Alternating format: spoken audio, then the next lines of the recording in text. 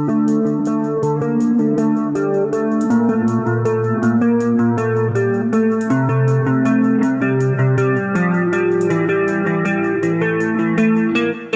y'all, we are the Stewarts.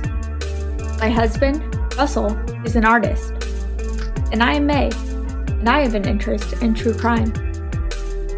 We decided to merge our two interests together.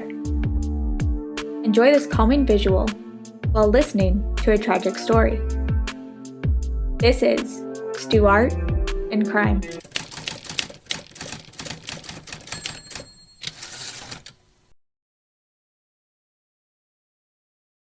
Warning: this episode contains crimes against a child. Listener discretion is advised.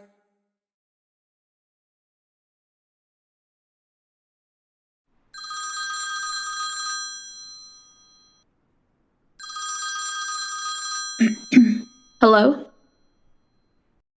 I've hit one of my boys and he's dead. Oh, I'll be right over.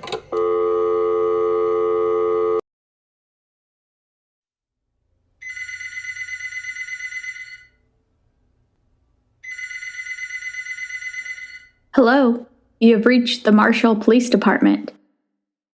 Yes, I believe a boy has been run over by a car at the Upton residence.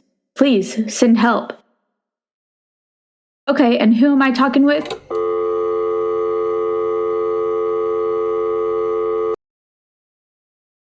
At the Uptons' mobile home were Dad, Richard, stepmom, Diane, and children, boys Dana, 8, and Zane, 6. 6-year-old Zane had been found that morning, April 20th, 1979, by his father, deceased, in his bed. The police arrived as well as the pastor, believing the boy had died in some sort of traffic accident. But on observing the body, the officers knew that wasn't a possibility, and the autopsy confirmed their suspicions. The little boy had died from massive swelling of the brain, caused by repeated blows to the head. But the parents were not arrested at this time. 7 investigators were assigned to this case and went to work on finding out the truth. The community, however, was outraged by this tragic event and that no action had been taken against the parents. So on April 30th, 10 days after Zane's death, protesters assembled outside the county courthouse while a grand jury was inside deciding if they should indict Diane Upton for her stepson's death. Outside, the protesters made up about 20 men, women, and children picketing with signs and slogans such as, "Dealing Sam," "Let's make a deal," "Has Harrison County opened a season on our kids?" "What's DA doing about child abuse?" Their goal of being there was to protest the judicial system's handling of child abuse cases, and the fact that people who murder their children still walk the streets. We are asking for a little justice. There have been several abuse cases not taken care of or investigated, but unenforced law in Harrison County is nothing new. A person gets more for spitting on the sidewalk, said picketer William Moore. There should have been something done about this earlier. Why do they, child welfare, have to wait until something drastic happens before they do anything? We want to know why the child's parents have not been arrested yet. Why are they still walking the streets? Another protester, Mrs. Clark, asked. Baxter, who was the district attorney assigned to the Upton case, was very annoyed by the protesters. As to him, this would ensure a change of venue in this case. He responded to the protesters saying, "We are concerned about it, but you just don't start arresting people right and left without probable cause, and without developing a case." The Texas Department of Human Resources had made visits out there to the Upton's home before. They closed the case down because not enough evidence was there to remove the children. They just received a complaint, checked it out, opened a file, but there wasn't the evidence to do anything. I don't think you should try to pin any blame on the welfare department. They're just doing their job. Tom McClurg, director of the County Children's Service Board, came out and gave a statement when the protesters started to call them out. He stated, "The Child Welfare Board visited Zane's house twice for alleged abuse, but that they deemed the complaints were not of a severe nature. Employees are underpaid and overworked. They do a tremendous job and worked hard on this case." Continuing, he went on to say, "I don't feel they, Protective Services Division of the Child Welfare, were lax. They did everything they were empowered to do." Another group of people who were also frustrated with the protesters was the grand jury inside the courthouse. They made this public statement. The grand jury views with some alarm an attempt of some to put undue pressure upon the working of the grand jury system, and feels that such pressure is not in the best interest of the criminal justice system. The grand jury wishes to express its appreciation to the various law enforcement officials for their diligent work in the preparation of cases to be presented to the grand jury, particularly in the field of child abuse. The grand jury feels these cases were presented in a professional and correct manner, and we handled with due care and caution so that the ends of justice might be served. The protesters did not like these answers and said they would continue to picket until an arrest has been made in the case. Diane Upton was arrested on May 5, 1979. Her bond, set at $25,000, which she made and was released from jail until her trial, set to start in October that year. The defense also won a motion to get the trial moved to another county due to the publicity in the town of Marshall. The prosecution presented 7 witnesses beginning on October 29, 1979, in front of an 8-woman, 4-man jury. Here is some of the main testimony from the trial. Dr. Robert Palmer, who conducted the autopsy, testified that the boy's cause of death was severe swelling of the brain, which shut off impulses controlling the body's breathing mechanism. To compensate for oxygen loss, the heartbeat accelerated until it failed. The failure caused the lungs to fill with body fluids, essentially drowning the boy. Dr. Palmer estimated Zane died between midnight and 2 a.m., but the head blows causing the death were inflicted 4 to 5 hours earlier. Richard Upton, Diane's husband, took the stand in his wife's defense. He explained that on that morning, Diane and her mom, Mrs. Grace, called him at his job and asked that he return to the family home in the Crestbrook Trailer Park on Lancaster Street.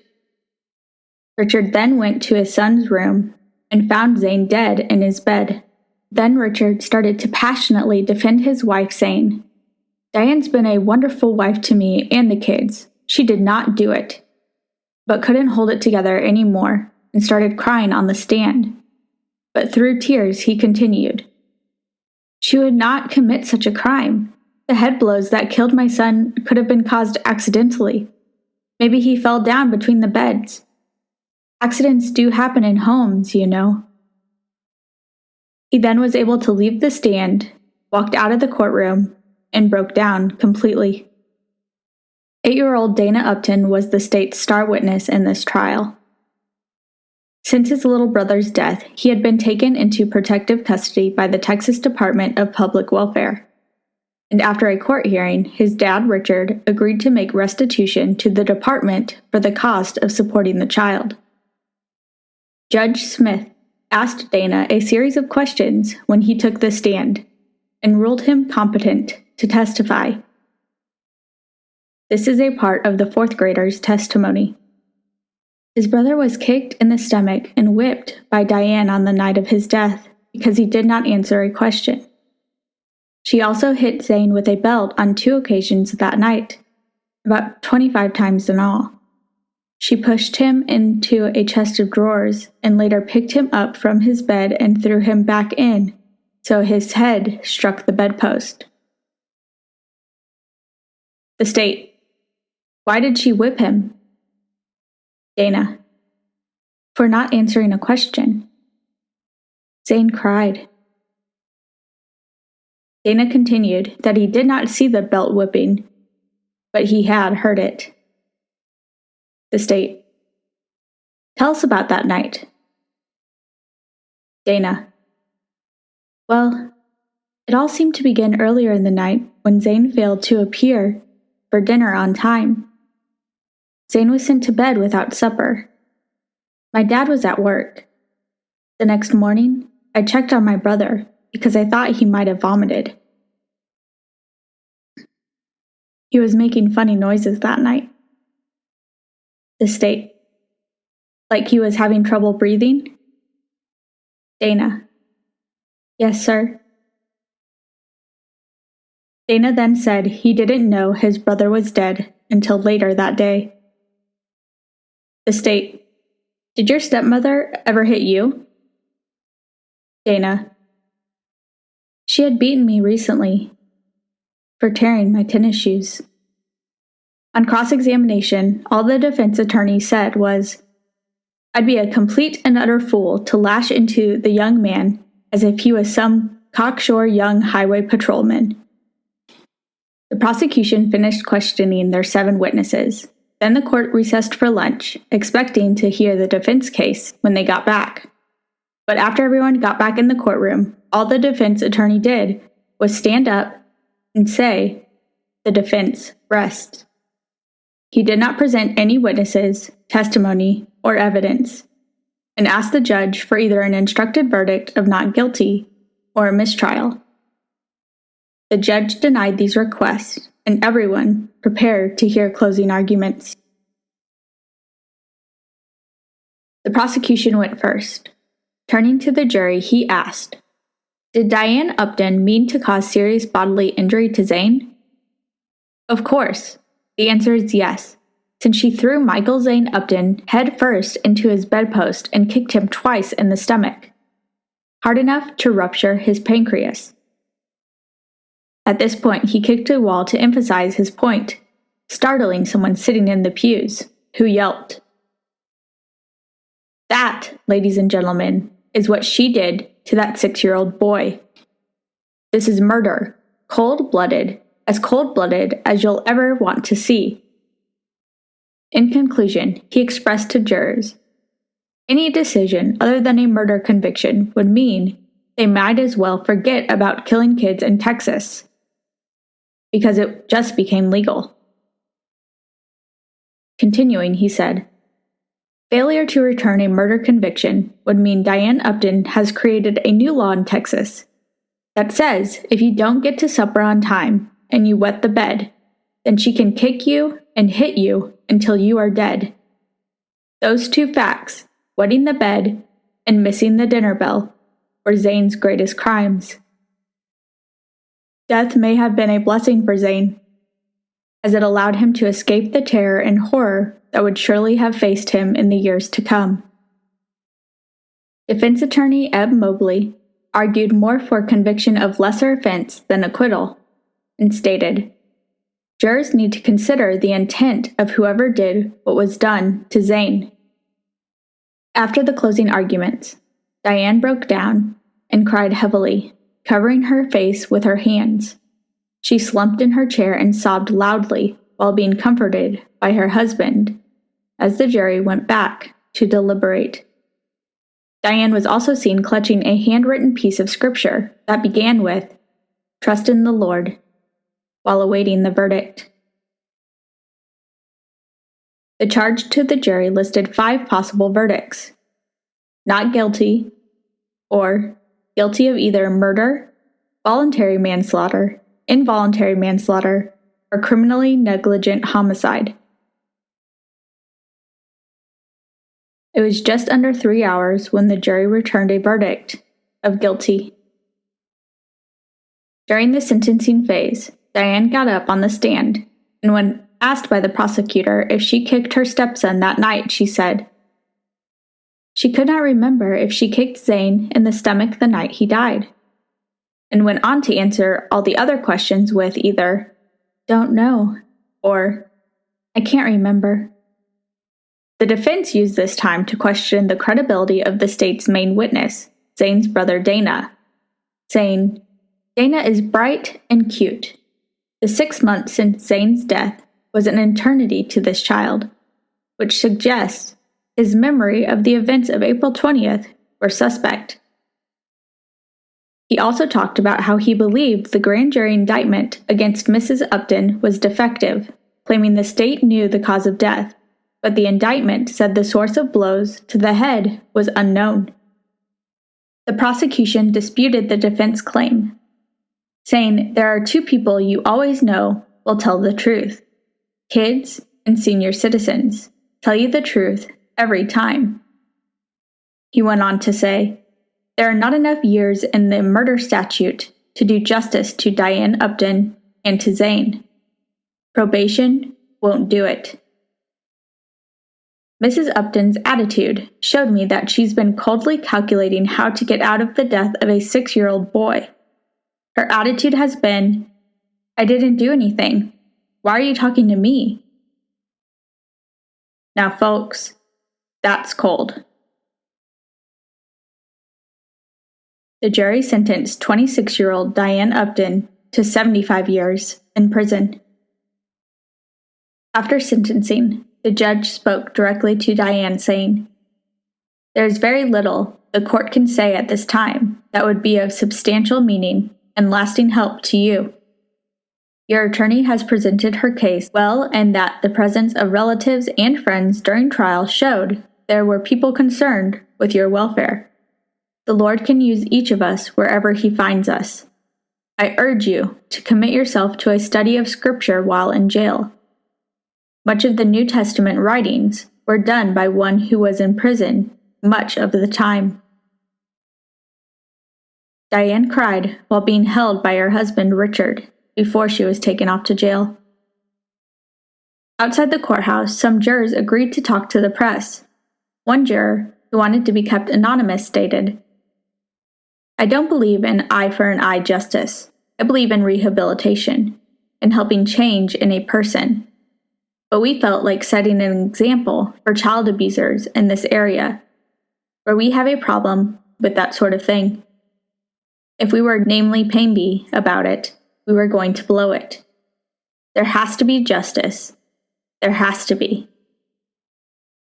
Another juror, Robert McKenzie, explained, "There was no doubt we were going to give her prison time. We ruled out probation right away. We wanted to be fair. We gave her the benefit of the doubt. We went over every aspect of the trial and discussed the evidence before us, and weighed it in its proportion. I'm comfortable. I'm satisfied. From the evidence presented, there wasn't any way we could have decided another way. We didn't want to be stampeded, though. It's an emotional issue." The defense had no comment after the trial, except to say they would be appealing the verdict. District Attorney Baxter did make a statement to the press, expressing, "It was a traumatic case. We were fairly confident of the outcome. But our main concern now is finding Dana a place to stay, as during the trial he had been living with his grandparents. There will be a court hearing to appoint permanent guardians in the coming weeks." He then went on to state, "The welfare department and investigators worked hard on this case right from the start, despite what the protesters said." This was referring back to protesters who picketed the Harrison County Courthouse during the grand jury sessions that resulted in Mrs. Upton's indictment. The marchers claimed Baxter and the welfare departments were too slow in acting against the Uptons. But because of those protesters and the noise they made, they were able to get a meeting with the executive community of the Harrison County Child Welfare Board on May 10, 1979. I found a quote from Tom McClurg, the director of the County Children's Service Board, in one of the newspaper articles about this case. This is what he said about the meeting. We discussed, primarily, a concern they, the protesters, had that the community was not aware of how to report child abuse information. We noted various child abuse information programs available for the past few years. We did agree that there was a necessity for re-emphasizing the program. The board will begin a new public information campaign geared to notify more area residents of the availability of child abuse programs to any community group. We'll be printing flyers, posters, and will publish information periodically in the paper. Many of the protesters have volunteered themselves into the program and said they would work with us. So what are the types of abuse kids can endure, and how can we better recognize the signs of that abuse to help these kids? I found a website called helpguide.org that helped to answer these questions. Here's some of that information. The different kinds of abuse are emotional abuse. That words can hurt, and emotional abuse can severely damage a child's mental health or social development. Child neglect. One of the most common forms is a pattern of failing to provide for a child's basic needs, which include adequate food, clothing, hygiene, or supervision. Physical abuse involves the physical harm or injury to the child, which is the result of a deliberate attempt to hurt the child or excessive physical punishment. Sexual abuse. Sexual abuse doesn't always involve body contact. Exposing a child to sexual situations or material is sexually abusive, whether or not touching is involved. The warning signs can vary according to the type of abuse inflicted. Here are the differences. Warning signs of emotional abuse.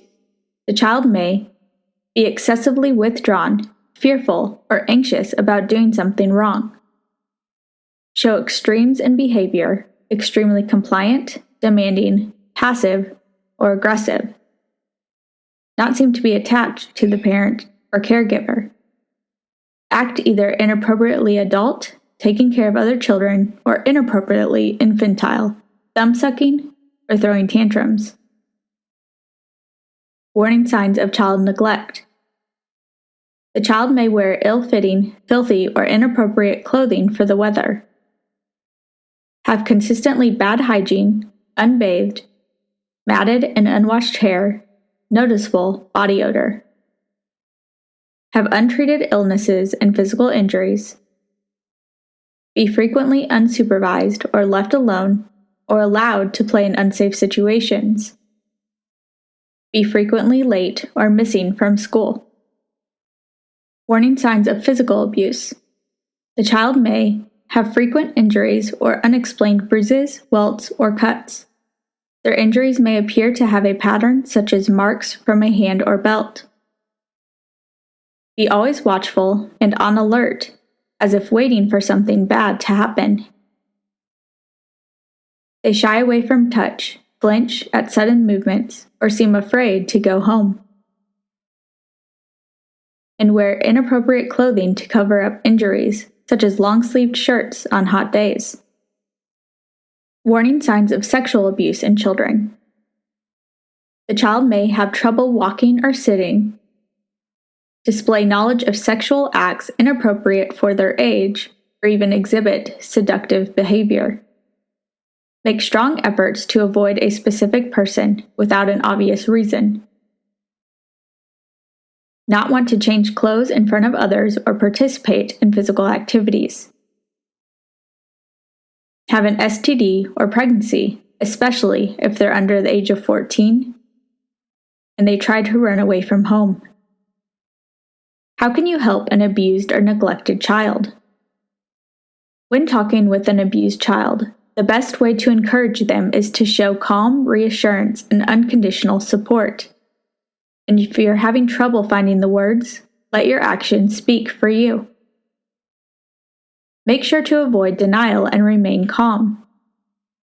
A common reaction to news as unpleasant and shocking as child abuse is denial.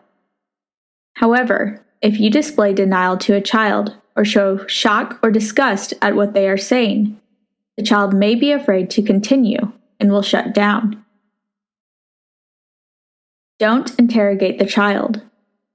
Let the child explain to you in their own words what happened, but don't interrogate this child or ask leading questions. This may confuse and fluster the child and make it harder for them to continue their story. Reassure the child that they did nothing wrong. It takes a lot for a child to come forward about abuse. Reassure them that you take what they said seriously, and that it is not their fault. And it is important to make sure safety comes first. If you feel that your safety or the safety of the child would be threatened if you tried to intervene, leave it to the professionals. You may be able to provide more support later. Reporting child abuse or neglect. If you suspect that a child is undergoing abuse, it's critical to report it and to continue reporting each separate incident if it continues to recur. Each report you make is a snapshot of what's going on in the family. The more information you can provide, the better the chance of the child getting the help they deserve.